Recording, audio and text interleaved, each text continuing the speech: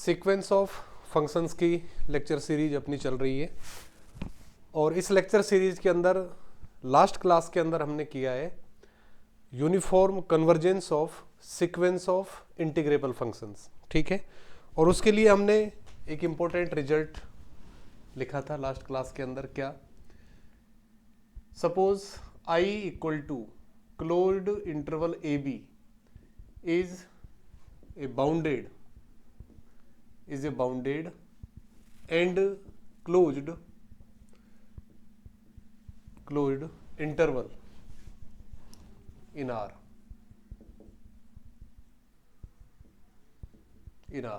ठीक है, तो I एक बाउंडेड और क्लोज्ड इंटरवल होना चाहिए किसके अंदर?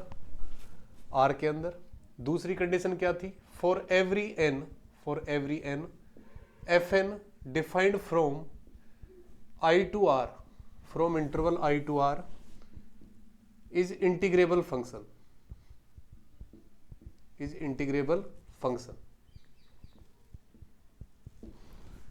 number 3 sequence of functions जो मैं यहां पर ले रहा हूं, इंटीग्रेबल फंक्शंस हो गए सारे integrable functions. fn is converging to f uniformly. ठीक है, तो सीक्वेंस ऑफ फंक्शंस जो यहां पर है, सीक्वेंस ऑफ इंटीग्रेबल फंक्शंस, वो सपोज फंक्शन f पर यूनिफॉर्मली क्या कर रहा है? कन्वर्ज कर रहा है। ठीक है, यूनिफॉर्म कन्वर्जेंट है सीक्वेंस ऑफ फंक्शंस। उस केस में क्या होगा? देन क्या होगा? Number first f is also Riemann integrable. Riemann, ठीक है, इंटीग्रेबल फंक्शन का मतलब है रीमान इंटीग्रेबल। तो f is also Riemann integrable. ठीक है, तो लिमिट फंक्शन भी रीमान इंटीग्रेबल होगा। और number second sequence fn integration from a to b converges to integration a to b f। ठीक है, यानी कि a to b fn जिस लिमिट पर कन्वर्ज करेगा, ठीक है, वो किसके इक्वल होगी? a to b f के इक्वल होगी। तो ये कंडीशंस, ये थ्योरम हमने कल की थी कि अगर सीक्वेंस ऑफ फंक्शंस दिया हुआ है आपको रीमान इंटीग्रेबल फंक्शंस का और कन्वर्जेंस यूनिफॉर्म है, उस केस में लिमिट फंक्शन भी रीमान इंटीग्रेबल होगा। और fn अगर f को कन्वर्ज कर रहा है तब इंटीग्रेशन ऑफ fn किसको कन्वर्ज करेगा? इंटीग्रेशन ऑफ f को कन्वर्ज करेगा। ठीक है, अगर यूनिफॉर्म कन्वर्जेंट है तब ऐसा होगा।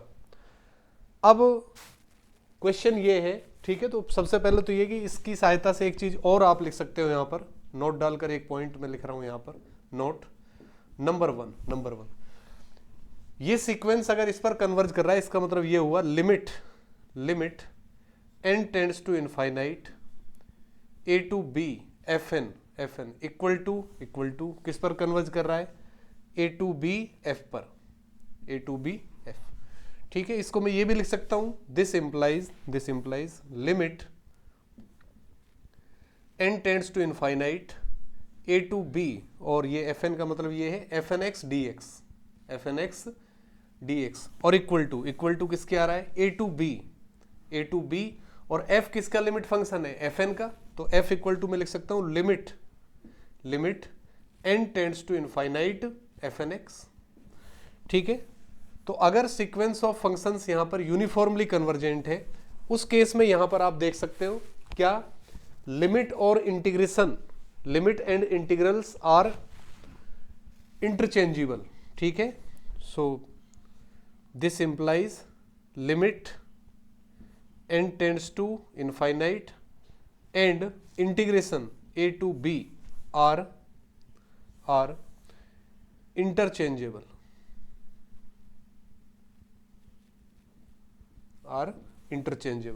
इसका मतलब अगर यूनिफॉर्म कन्वर्जेंस है तब लिमिट और इंटीग्रेशन को आप क्या कर सकते हो? इंटरचेंज कर सकते हो। ठीक है, तो इंटरचेंज का मतलब ये है कि आप पहले a to b fnx dx integration कर लीजिए, फिर उस पर लिमिट अप्लाई कर दीजिए, या फिर पहले आप लिमिट अप्लाई कर दीजिए n tends to infinite fnx पर और फिर उसका क्या कर दीजिए? इंटीग्रेशन ये दोनों वैल्यू हमेशा क्या होगी, सेम, अगर सीक्वेंस ऑफ फंक्शंस क्या दिया हुआ है आपको, यूनिफॉर्मली कन्वर्जेंट दिया हुआ है। ठीक है, तो यूनिफॉर्म कन्वर्जेंस अगर है, then uniform, you can say that uniform convergence give us permission to interchange the limit with integration. ठीक है, तो एक पॉइंट तो ये। दूसरा जो इंपॉर्टेंट पॉइंट मैं यहां पर लिखना चाह रहा हूं, दूसरा पॉइंट, सीक्वेंस ऑफ फंक्शंस, ये सारी कंडीशंस आपकी आ रही हैं। अब मैं अगर इस तरह से लूं,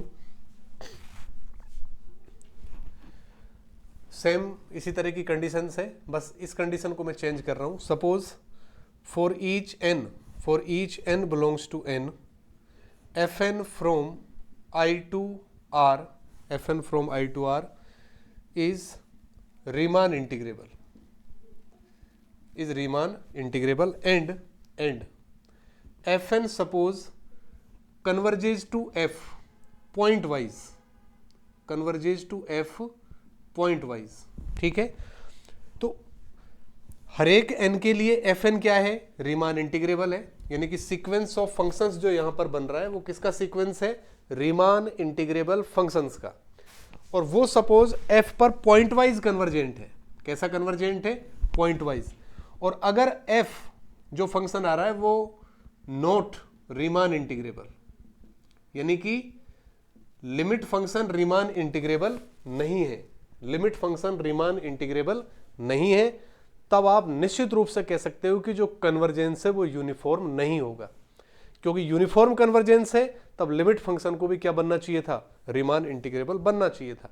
तो अगर रीमान इंटीग्रेबल नहीं है F limit function, this implies convergence, convergence can not be uniform, convergence can not be uniform. ठीक है, तीसरा पॉइंट, तो ये एक इंपॉर्टेंट रिजल्ट है कि आप सीक्वेंस ऑफ फंक्शंस है उसका हर एक मेंबर रीमान इंटीग्रेबल है, लेकिन लिमिट फंक्शन रीमान इंटीग्रेबल नहीं है, तो आप वहीं से क्लेम कर सकते हो कि जो सीक्वेंस ऑफ फंक्शंस है वो यूनिफॉर्म कन्वर्जेंट नहीं होगा। तीसरा जो पॉइंट है इसके अंदर उसी तरह से, for every n belongs to n, fn from i to r, fn from i to r is Riemann integrable, is Riemann integrable. ठीक है, एंड क्या है, fn converges to f pointwise, fn f को pointwise converge कर रहा है, और f भी क्या है, f is also Riemann integrable, f is also Riemann integrable. ठीक है, तो हर एक मेंबर रीमान इंटीग्रेबल है, और जिस पॉइंट पर या जिस फंक्शन पर कन्वर्ज कर रहा है वो फंक्शन भी कैसा है, रीमान इंटीग्रेबल है। तो अभी कुछ नहीं कह सकते कन्वर्जेंस के बारे में। And integration a to b fn, इसकी जो लिमिट है it is not equal to integration a to b f, यानी कि ये जो सीक्वेंस है ये इस पर कन्वर्ज नहीं कर रहा है।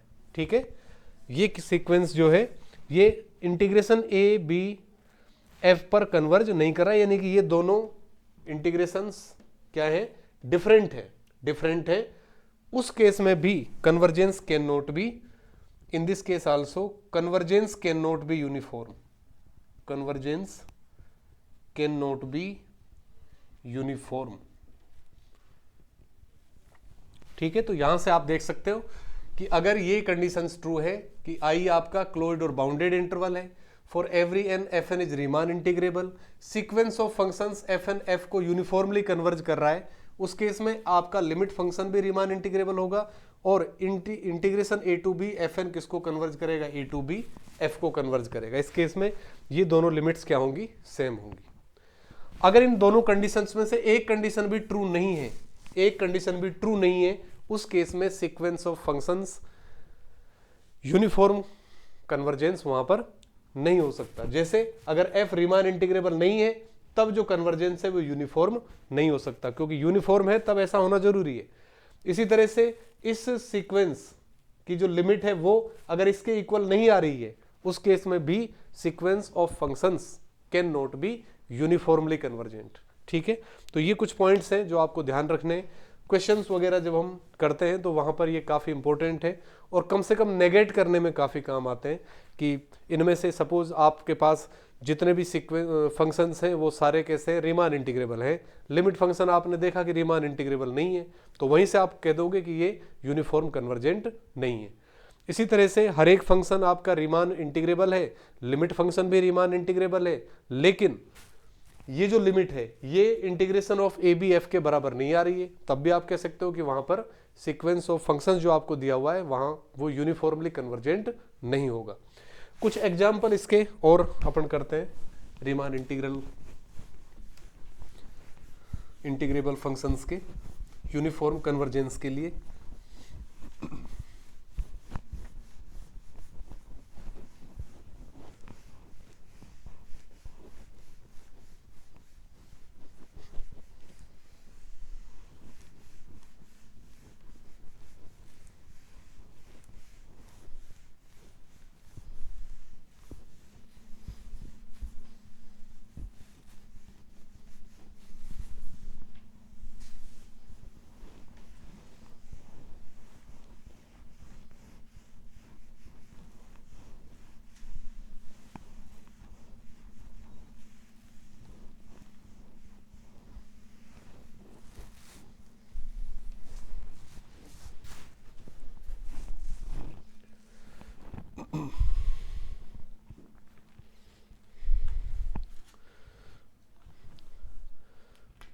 फॉर एग्जाम्पल ये अगर मैं लूं एग्जाम्पल, ये question, for every n belongs to n F N X equal to इस तरह से ले लिया मैंने nx into E raise to the power minus nx square, x belongs to closed interval 0,1, x belongs to closed interval 0,1। ठीक है, तो आपको देखना है कि क्या इस इंटरवल पर सीक्वेंस ऑफ फंक्शन जो यहां पर डिफाइन है वो यूनिफॉर्मली कन्वर्जेंट है या नहीं है, ये आपको देखना है। तो इसके लिए अगर मैं लिखूं एफ एन एक्स, तो यहां पर दे रखा है आपको इस तरह से F N X equal to N x upon E raise to the power N X square. इस इंटरवल का कोई भी पॉइंट आप लीजिए, ठीक है, इस इंटरवल के हर एक पॉइंट पर कंटिन्यूअस है ये फंक्शन, हर एक पॉइंट पर कंटिन्यूअस है तो रीमान इंटीग्रेबल भी होगा। ठीक है, अगर कोई भी फंक्शन कंटिन्यूअस है then it is Riemann integrable. ठीक है, ये थ्योरम है। तो for every N this is continuous function, क्योंकि इस इंटरवल का कोई भी पॉइंट आप चेक करिए, हर एक पॉइंट पर डिफाइंड है ये, तो कंटिन्यूअस होगा। ठीक है, is continuous on closed interval 0,1, this implies fn is Riemann integral on closed interval 0,1। ठीक है, r 0,1 का मतलब है fn is Riemann integral on closed interval 0,1 for every n belongs to n। तो यहां पर जो मेरे पास सीक्वेंस ऑफ फंक्शंस है वो इंटीग्रेबल फंक्शंस का सीक्वेंस है। अब मैं इसकी लिमिट निकालता हूं, limit n tends to infinite fn x और इक्वल टू, ये किसके आती है, 0 के, इक्वल टू एफ एक्स। ठीक है, कई बार ये क्वेश्चन अपना आ चुका है, तो लिमिट इसकी क्या आती है, 0। तो एफ एक्स इक्वल टू किसके आ रहा है, 0 के, यानी कांस्टेंट फंक्शन, यानी कि F is also Riemann integrable on closed interval 0,1। तो लिमिट फंक्शन भी क्या आ रहा है, रीमान इंटीग्रेबल आ रहा है। ठीक है, तो कन्वर्जेंस पॉइंट वाइज तो हो गया है। अब ये यूनिफॉर्म कन्वर्जेंट है या नहीं, ये इसको देखने के लिए एक चीज और मैं अभी देख रहा हूं, क्या फाइंड करूंगा मैं, दो चीजें फाइंड करेंगे। Limit n tends to infinite 0 to 1 fn x dx, और एक वैल्यू क्या निकालेंगे, 0 to 1 इंटीग्रेशन और limit n tends to infinite और fn x dx। ठीक है, ये दो वैल्यू मैं चेक कर रहा हूं, लिमिट्स और इंटीग्रेशन को इंटरचेंज करके देख रहा हूं, क्योंकि अगर यूनिफॉर्म कन्वर्जेंस है तब लिमिट और इंटीग्रेशन को मैं चेंज कर सकता हूं। अगर ये दोनों सेम आ गए तब भी आप श्योर नहीं हो कि यूनिफॉर्म कन्वर्जेंस वहां पर होगा, कुछ नहीं कह सकते फिर भी। लेकिन अगर ये दोनों डिफरेंट आ जाए तब आप कह सकते हो कि यूनिफॉर्म कन्वर्जेंस नहीं होगा। ठीक है, तो ये वैल्यू अगर मैं फाइंड करूं तो limit n tends to infinite, और एफ एन एक्स की वैल्यू ये आपके पास एफ एन एक्स है ही, तो integration 0 to 1 F N X is N X into E raise to the power minus N X square D X, which is equal to limit n tends to infinite, और इसका integration मैंने ये मान लिया कि suppose N X square equal to मैंने किसके ले लिया, टी के ले लिया, देन 2nx और dx इक्वल टू मैं क्या लिख सकता हूँ, dt, और nx dx can be written as dt by 2। तो इसको मैं लिख सकता हूँ इंटीग्रेशन, और nx dx तो आपका किस में चला गया, 1/2 dt में, 1/2 ऑफ dt, और क्या बचा, e raise to the power minus t और dt। t की लिमिट देखें, x की लोअर लिमिट 0 है तो x इक्वल टू 0 लिखा तो t इक्वल टू 0 आ गया, x की अपर लिमिट क्या है 1, तो x इक्वल टू 1 लिखा तो t इक्वल टू किसके आ गया, n के। तो यहां से मेरे पास ये बनेगा limit n tends to infinite, और इसका इंटीग्रेशन e की पावर t का क्या आएगा, माइनस e की पावर माइनस t, और limit from 0 to n which is equal to 1/2 चल रहा है साथ में, limit n tends to infinite, और 1/2 इंटू क्या आएगा, n लिखेंगे तो minus E raise to the power minus n आ गया, और माइनस करेंगे तो माइनस माइनस प्लस, और e की पावर 0 क्या आ गया 1, ये बन रहा है। इस पर limit n tends to infinite में अप्लाई करूंगा तो क्या आ रहा है 1/2। ठीक है, तो ये वाली लिमिट तो मेरी क्या आ रही है, इस लिमिट की वैल्यू तो क्या आ रही है 1/2, इस लिमिट की क्या आएगी वैल्यू, इंटीग्रेशन 0 to 1, और limit of F N X किसके इक्वल है, देखिए 0 के इक्वल है, this is 0 dx which is equal to 0। तो ये वाली लिमिट आपकी क्या आ रही है 0, तो ये दोनों डिफरेंट आ रही हैं। ठीक है, दीज टू आर डिफरेंट। तो अगर ये दोनों डिफरेंट है, इसका मतलब लिमिट और इंटीग्रेशन को आप चेंज नहीं कर सकते, लिमिट और इंटीग्रेशन चेंज नहीं कर पा रहे हो, इसका मतलब कन्वर्जेंस यूनिफॉर्म नहीं हो सकता। तो यहां पर जो सीक्वेंस ऑफ फंक्शंस आपको दिया हुआ है इस तरह से, ये यूनिफॉर्मली कन्वर्जेंट नहीं होगा। ठीक है, दूसरा एग्जाम क्वेश्चन लिखे हम, दूसरा question,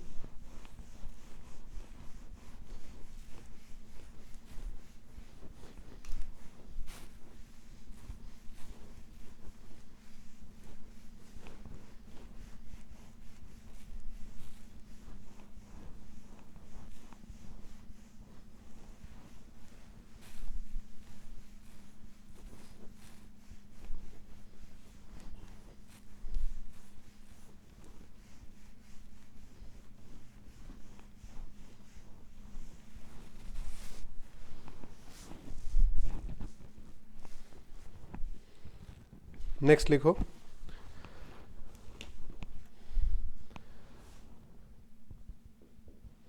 for every n belongs to n F N X is defined by F N X equals to n into X 1 minus X square raise to the power n, x belongs to closed interval 0,1।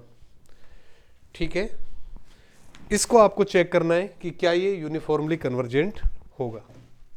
ठीक है, इसका uniform convergence हमें check करना है। ठीक है, तो अभी आप देख सकते हैं यहां पर इस इंटरवल पर, ठीक है, अगर मैं x इक्वल टू इस पर क्या लिखूं 0, ठीक है, तो x इक्वल टू 0 पर तो इसकी वैल्यू 0 आएगी, x इक्वल टू 1 पर इसकी वैल्यू क्या आ रही है 0 आ रही है, और उसके अलावा x इस इंटरवल का कोई भी पॉइंट लो, ठीक है, हमेशा वो डिफाइंड है। इसका मतलब ये जो for every n this function is continuous function, और कंटिन्यूअस है तो क्या होगा, रीमान इंटीग्रेबल होगा। तो एक चीज तो यहां से क्लियर है, for every n F N from, इस इंटरवल को मैंने क्या ले लिया i, F N from interval i to r is Riemann integrable,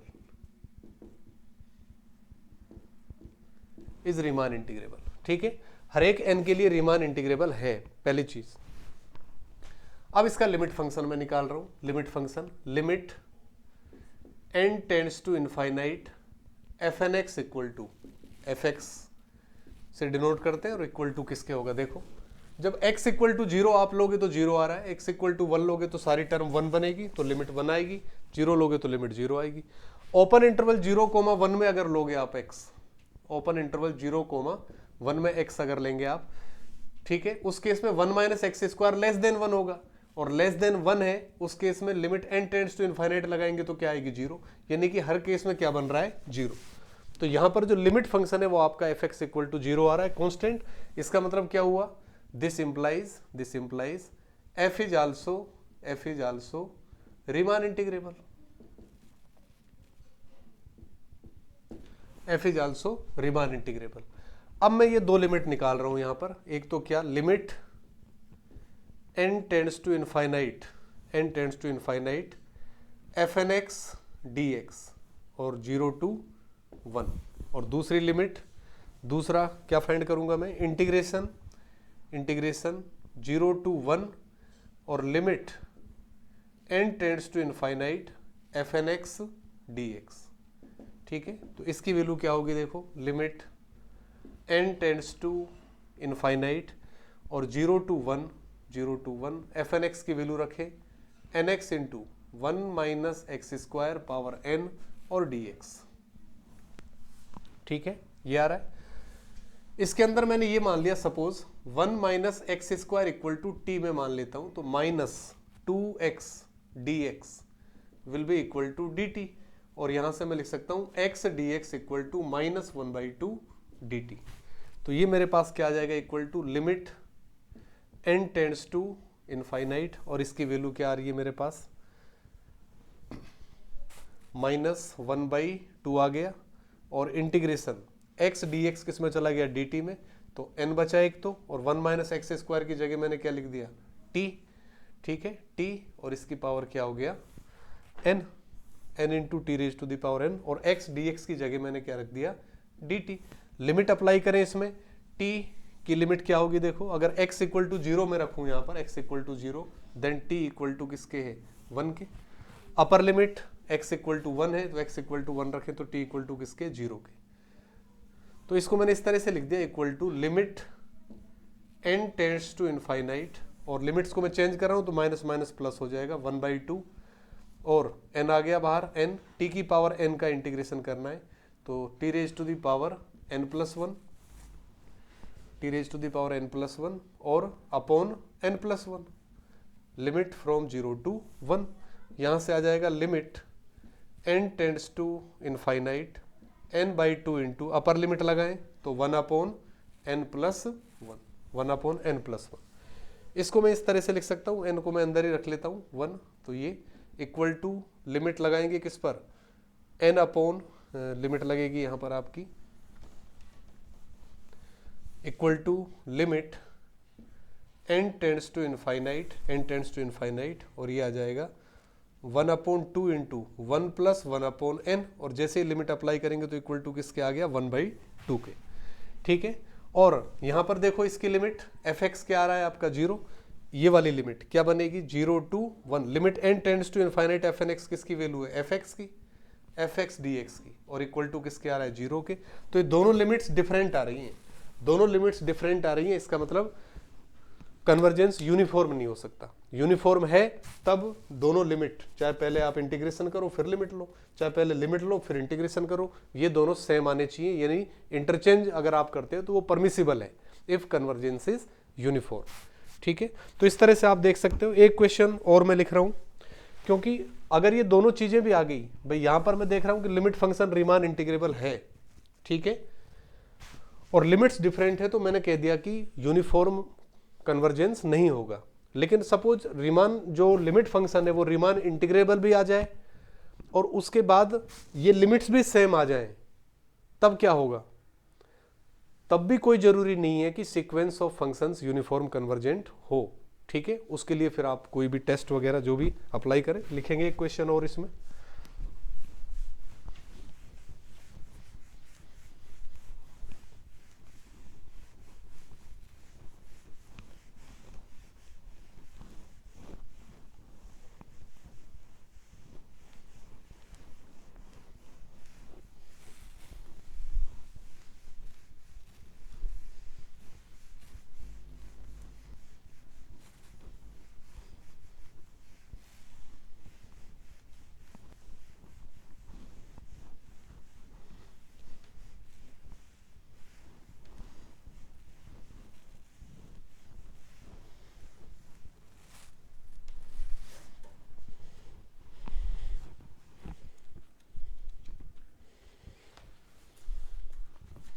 लिखिए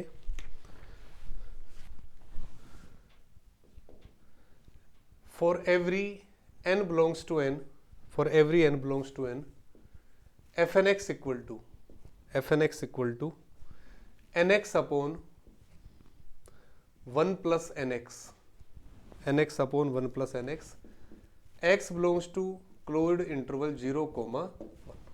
ठीक है, इसको हमें देखना है कि क्या ये यूनिफॉर्मली कन्वर्जेंट है, यूनिफॉर्मली कन्वर्जेंट है या नहीं। तो आप देख सकते हैं कि for every n it is continuous in this interval, और कंटिन्यूअस है तो निश्चित रूप से क्या होगा, रीमान इंटीग्रेबल भी होगा।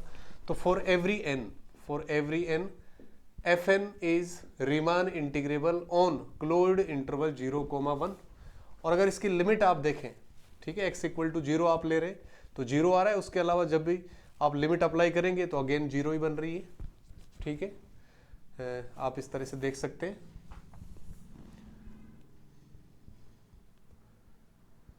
x इक्वल टू 0 पर तो क्या आ रहा है, देखो आप 8, x इक्वल टू 0 पर तो इसका क्या आ रहा है अपने पास, एफ एन की वैल्यू 0 पर तो क्या बन रही है, 0। और x अगर कैसा है, नॉन जीरो है, x अगर क्या है, नॉन जीरो, उस केस में एफ एन एक्स क्या बनेगा, सपोज x इक्वल टू 1 ले लिया आपने, या 1/2 जो भी लेना चाहो आप, तो n और वो इस टाइप का बन रहा है, n x upon 1 plus n x है, तो इसको मैंने इस तरह से लिख दिया x अपॉन 1 अपॉन n और प्लस x, इस तरह से n टेंड्स टू इनफाइनाइट पर x अपॉन x आएगा, x नॉन जीरो है इसलिए क्या आएगा, 1। ठीक है, तो x अगर नॉन जीरो है तो 1 है। तो इसका जो लिमिट फंक्शन है, limit function f x equal to किसके आ रहा है, 0 के, व्हेन x इक्वल टू 0, ठीक है, व्हेन x इक्वल टू 0, और 1 आ रहा है when x belongs to open interval 0 और 1 पर क्लोज्ड। तो इस तरह से इसका लिमिट फंक्शन हमारे पास आ रहा है।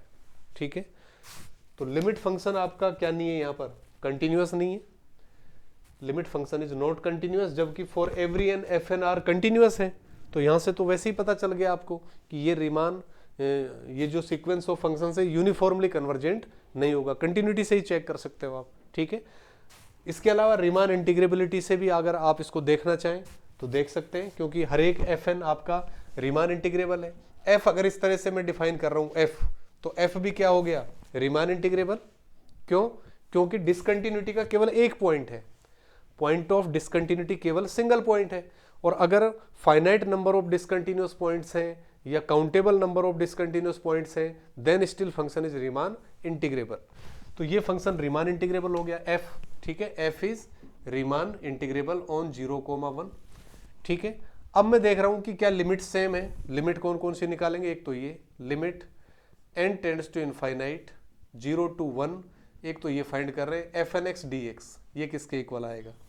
और एक क्या फाइंड करते हैं हम, 0 to 1, और limit n tends to infinite और F N x D x, इसकी वैल्यू, ये दोनों वैल्यू हम फाइंड करें तो ये वाली वैल्यू क्या बन रही है, देखो आप, limit n tends to infinite और 0 to 1, एफ एन एक्स की वैल्यू रख दी मैंने n x upon 1 plus n x. ठीक है, और क्या है, डी एक्स। इसको मैं सिंप्लीफाई कर रहा हूँ, limit n tends to infinite, तो इसको मैं इस तरह से लॉग की एन एक्स इक्वल टू कुछ ले लेता हूँ, मैं इस तरह से लिख दिया, चलो इसको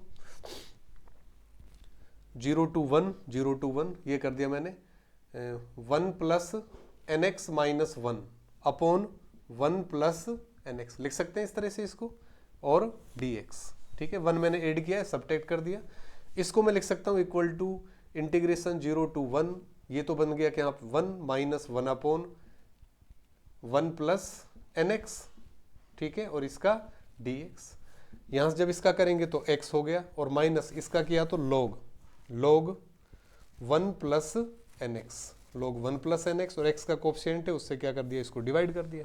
ठीक है, n से, और लिमिट क्या है, 0 to 1। तो अपर लिमिट जब यहाँ पर अप्लाई करेंगे हम तो ये आ जाएगा 1 माइनस 1 अपॉन n, और ये आ जाएगा log, अपर लिमिट लगाई यहाँ पर log 1 plus n, log 1 plus n, ठीक है। और माइनस जब लोअर लिमिट हम अप्लाई करेंगे इसमें x इक्वल टू 0 तो log 1 की वैल्यू 0 हो जाएगी, यहाँ पर भी 0, केवल ये बन रहा है, अपर लिमिट 1 हो गई, -1/n और log 1 प्लस n, ये वैल्यू मेरे पास आ रही है, ठीक है। ये लिमिट क्या होगी, यहाँ से ये आ गया 1 minus log 1 plus n upon n, इसकी लिमिट आप अप्लाई कर सकते हैं। तो ये लिमिट क्या बनेगी हमारे पास, log 1 प्लस n की सीरीज आपको पता ही है, इस तरह से लिख सकते हैं 1 माइनस log 1 प्लस n क्या होता है, n minus n square by 2 plus n cube by 3 and so on, और अपॉन क्या चल रहा है n, इस तरह से अपॉन n करेंगे तो यहाँ पर तो 1 आएगा, उसके बाद हर एक टर्म के अंदर n बचा हुआ है, उसके बाद हर एक टर्म के अंदर क्या बचेगा, n। तो इसको इस तरह से देखो आप, n टेंड्स टू इनफाइनाइट पर मुझे देखना है, तो log 1 प्लस n को मैं देखूं,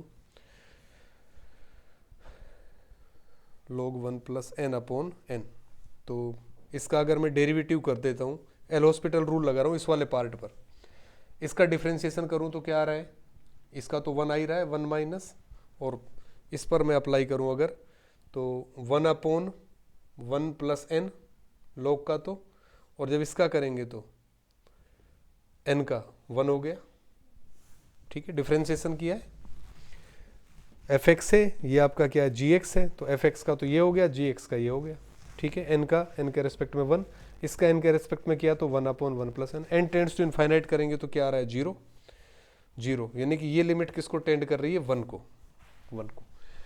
तो ये लिमिट हमारी 1 आ रही है, किसके बराबर आ रही है, 1 के बराबर। और जब इस इंटरवल पर इंटीग्रेशन इस फंक्शन का मैं करूंगा, ठीक है, तो x इक्वल टू 0 पर तो वैल्यू 0 है, अदरवाइज 1 चल रहा है, ठीक है। यानी कि ये फंक्शन जब आप रखोगे तो 1 जब लोगे और लिमिट 0 to 1 अप्लाई करोगे तो क्या आ रहा है, ये भी 1 आ रहा है, तो लिमिट्स भी सेम आ रही है, ठीक है। इस केस में लिमिट्स है जो वो उनका इंटरचेंज करना पॉसिबल है, परमिसिबल है, ठीक है।